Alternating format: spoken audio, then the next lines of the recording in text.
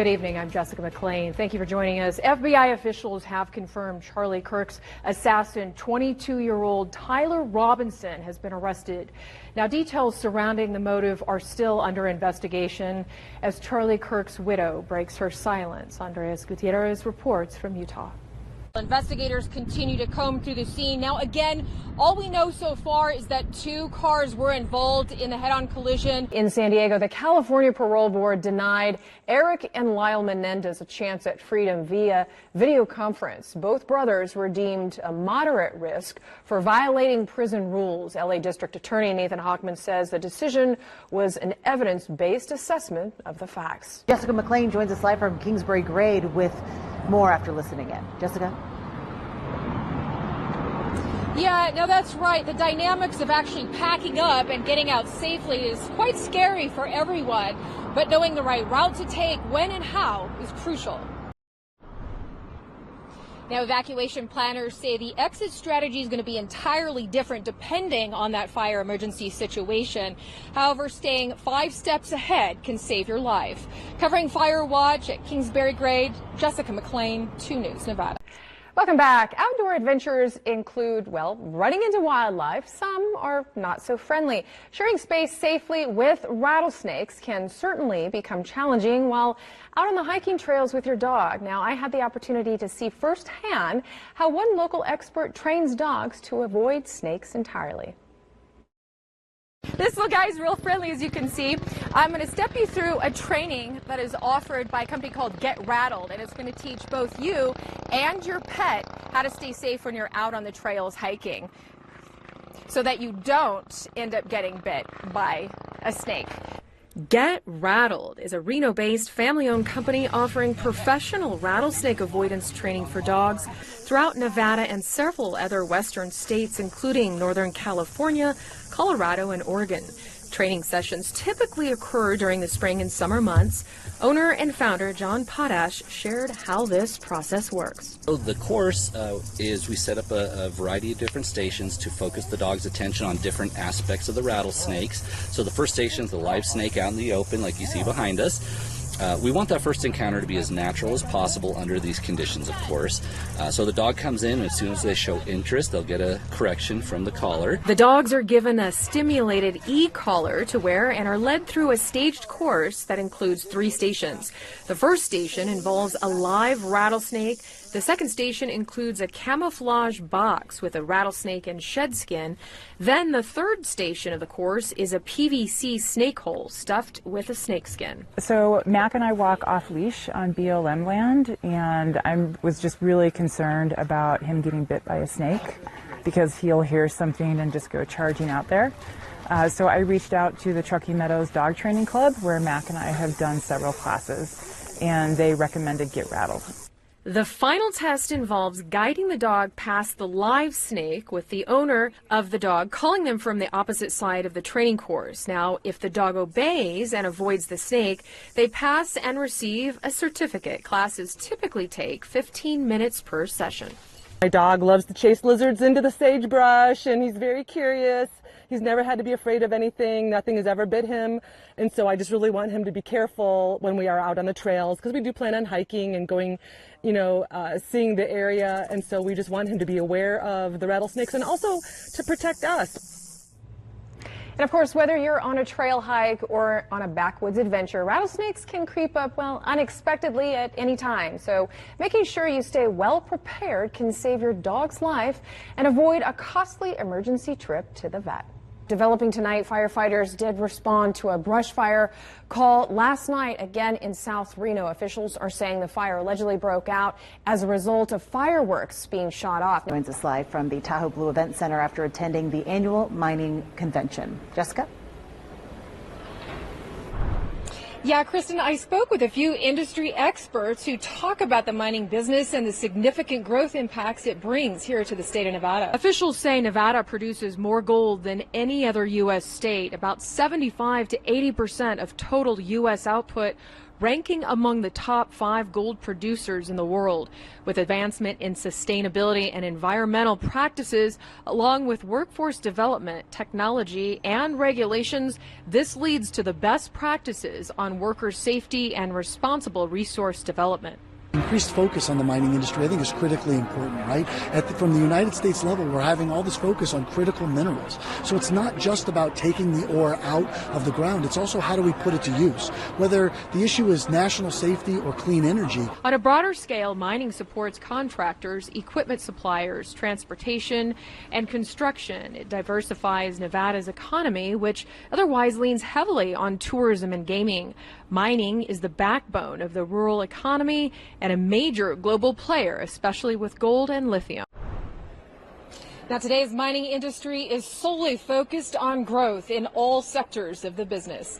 Covering the story live out here in Tahoe, Jessica McLean, 2 News, Nevada. And looking to our community, the Reno Police Department has announced the newest member to join their law enforcement team.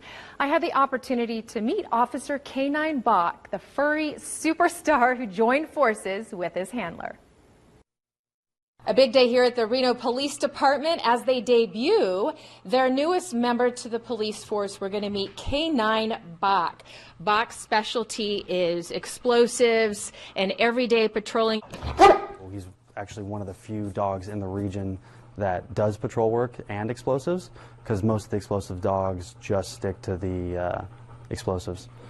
Their reasoning for him doing both is that way he could actually be readily deployable while I'm working on shift, and if something happens right now, they need me right now, I can go. K9 Bach is a 2-year-old, highly trained Bohemian German Shepherd from Czechoslovakia, transported to Banning, California, where he went through a 6-week extensive and costly training program before beginning his new journey on the force here in Reno.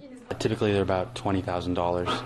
In training, and then that's training me as well. That's to purchase the dog, and then that includes the 6-week course that we go through of them teaching me how to train him and him training me. He's such a good boy. K9 Bach is happy to join his new law enforcement team here in Reno. Very exciting day for you. After a job well done, K9 Bach soaks up the love and attention along with a little ball time. German Shepherd police canines make up 90% of the dogs who serve in law enforcement across the country. To learn more about Bach, you can visit our website at 2news.com. I don't know if I've ever seen one in person that wasn't in a zoo. Have you ever come across a wild iguana? No, not running across the field or up in the middle of a golf course. It was just a dead stop, the attention there. Right. He wanted to be part of all the action. That's right. I hear they're a problem out in Miami, so it's not surprising there, but to everyone else that doesn't live there, it's like, whoa, what is that, a dragon? You got iguanas, you got gators, you got all kinds of stuff down in Florida. But Florida's really nice, though, I have to admit. I like it down there. Yes. And the gators are on top, so go Gators. Thank you, Andrew. Jessica, it may be spring, but it's going to feel more like winter up there this weekend. Yeah, up here at Mount Rose, now they're telling us they expect up to 13 inches of snow between Saturday and Sunday, which is the perfect time to get out and enjoy the last big weekend on the slopes. Time to grab your skis, pack a bag, head on out here to the slopes. Now, the lifts will be open until 6 p.m. both Saturday and Sunday, but guys, unfortunately, there's no pond skimming this year. Reporting live at Mount Rose, Jessica McLean, 2 News, Nevada. If you're looking for that perfect pet, today is National Adopt a Shelter Pet Day. A closer peek on how to find your new 4-legged best friend right after the break. You can be matched with the perfect pet with the SPCA, but I have to ask, Jessica, did you take any home with you today? Well, Brian, I have to say that was awfully tempting, and that's the tough part because my heart is really always bigger than my budget. I just want to adopt them all, you know. But that aside, many of these animals are grateful to find their forever home. Those that they're interested in, they'll bring a little kennel card up to our matchmakers, and we'll have a good conversation to see if that pet fits in with their lifestyle, what their needs are, and we'll try to match the best fit with the person and the pet. I had the opportunity to get up close and personal with some of the cats and dogs to know their personalities a bit. While some are slightly anxious, most of the animals are all about the love and attention, soaking up as many scratches and belly rubs as possible. The SPCA of Northern Nevada encourages people to come out, pay a visit, and find the right one that matches your lifestyle. You just might fall in love and take 1, 2, or even 3 home. There are so many rural rescues that need help, and today is just a really important day to highlight that fact. So we're grateful to be able to make an impact. A large responsibility of owning a pet is knowing how to properly care for them and provide the resources necessary to keep them healthy and happy. SPCA offers services to help assist in that arena. We actually also added a pet dental suite that will be available for our adoptable pets, and made some renovations to our pet preps areas as well. So really exciting things, and we're grateful to be open again, and we're excited for the communities to see these changes as well. We try to intake as many pets as possible.